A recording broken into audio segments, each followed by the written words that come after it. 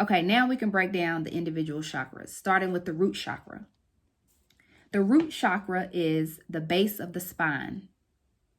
It is responsible for feeling grounded, for a sense of safety and security. When you break the word down, Muladhara, that's another word that's used for it. It's spelled Muladhara,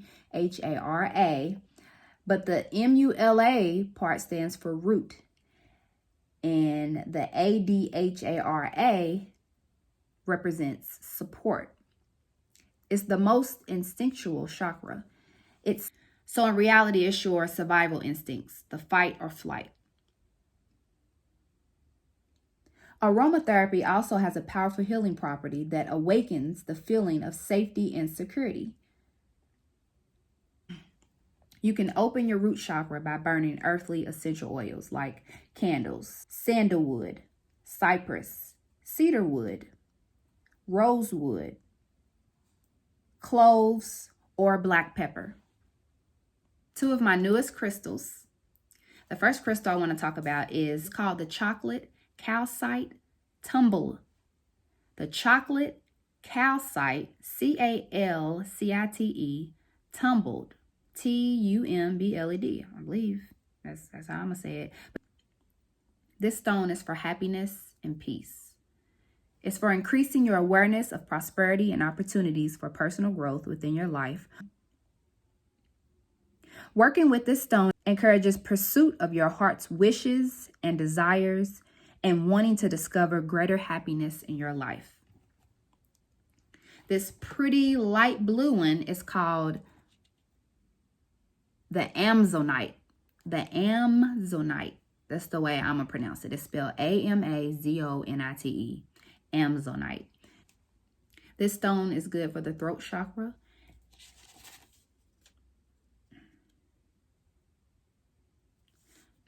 This stone promotes self-determination and taking change on one's own life, living alignment with one's own desires. That's pretty much how I started my journey of healing, was learning the crystals and the meaning of the different crystals. Healing crystals I started out with, and then from healing crystals, it expanded my mind to learning so much more about the sky's the limit, and we can continue to learn together and continue to build up one another and share our visions. Once you break down certain components about yourself, and it helps you understand situations better. You have a golf ball size consciousness. When you read a book, you'll have a golf ball size understanding. When you look out, a golf ball size awareness. And when you wake up in the morning, a golf ball size wakefulness. But if you could expand that consciousness, then you read the book, more understanding. You look out, more awareness. And when you wake up, more wakefulness.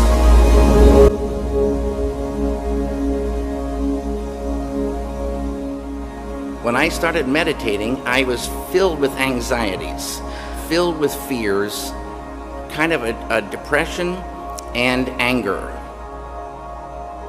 And I took this anger out on my first wife.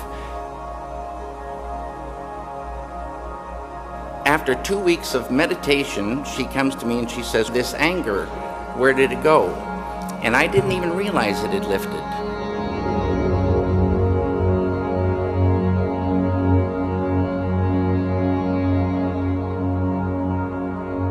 They have a saying, true happiness isn't out there, true happiness lies within. And I always wondered, where is this within? And they don't say where it is, and then they don't even say how to get to it. There's lots of forms of meditation, but with transcendental meditation, the key is to dive all the way in. It's a huge realm between the surface of life and this fundamental, pure consciousness.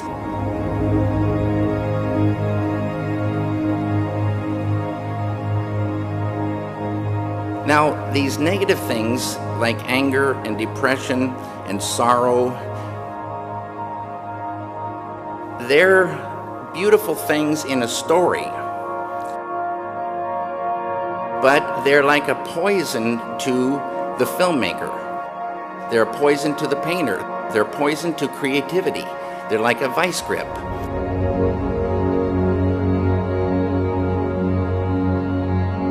If you are super depressed, you can't hardly get out of bed, let alone have that creativity flowing. People say, well, you gotta have anger, you gotta have an edge, to create. You gotta know about anger. You gotta have energy. You gotta have clarity to create. You gotta be able to catch ideas. You gotta be able to be strong enough to fight unbelievable pressure and stress in this world. And there's an ocean of pure, vibrant consciousness inside each one of us. And it's right at the source and base of mind, right at the source of thought, and it's also at the source of all matter. This pure consciousness is called by modern physics the unified field. All of matter, everything that is a thing, emerges from this field. And this field has qualities like intelligence, creativity, universal love, energy, peace. Bliss is a thing in the unified field. Bliss is the sweetest nectar of life. Bliss is physical, emotional, mental, spiritual happiness, and you can vibrate with this bliss.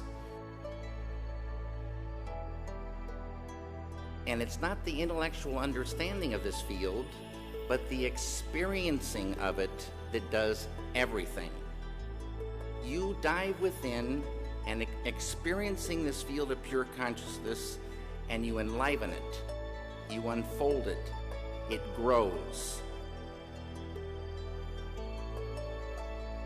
This field is a field of pure knowingness. Intuition grows. The ability to catch ideas at a deeper level. The final outcome of this growth of consciousness is called enlightenment. Enlightenment is the full potential of all of us human beings. At that level of life, we are all one. We're one.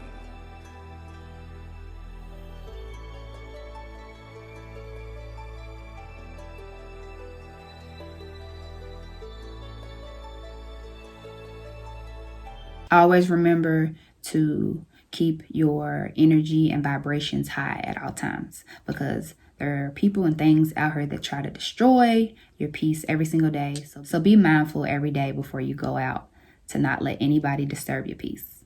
And with saying that, peace, love, and happiness. I'm out.